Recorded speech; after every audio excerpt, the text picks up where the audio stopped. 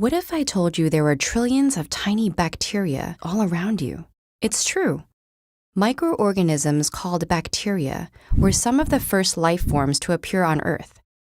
Though they consist of only a single cell, their total biomass is greater than that of all plants and animals combined. And they live virtually everywhere, on the ground, in the water, on your kitchen table, on your skin, even inside you. Don't reach for the panic button just yet. Although you have 10 times more bacterial cells inside you than your body has human cells, many of these bacteria are harmless or even beneficial, helping digestion and immunity.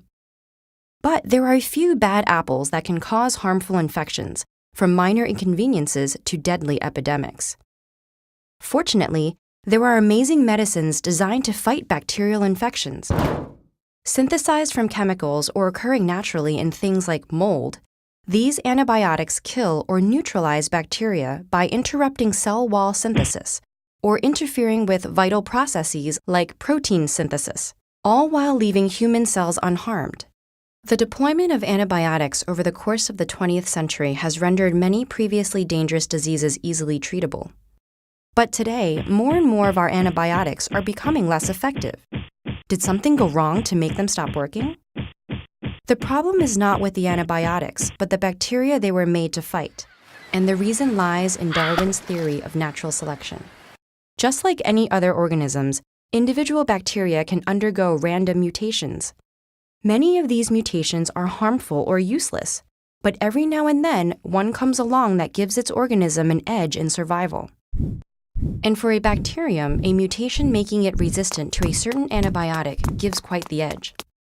As the non-resistant bacteria are killed off, which happens especially quickly in antibiotic-rich environments like hospitals, there is more room and resources for the resistant ones to thrive, passing along only the mutated genes that helped them do so. Reproduction isn't the only way to do this. Some can release their DNA upon death to be picked up by other bacteria, while others use a method called conjugation, connecting through pili to share their genes. Over time, the resistant genes proliferate, creating entire strains of resistant superbacteria. So how much time do we have before these superbugs take over? Well, in some bacteria, it's already happened. For instance, some strands of Staphylococcus aureus, which causes everything from skin infections to pneumonia and sepsis, have developed into MRSA, becoming resistant to beta-lactam antibiotics like penicillin, methicillin, and oxacillin.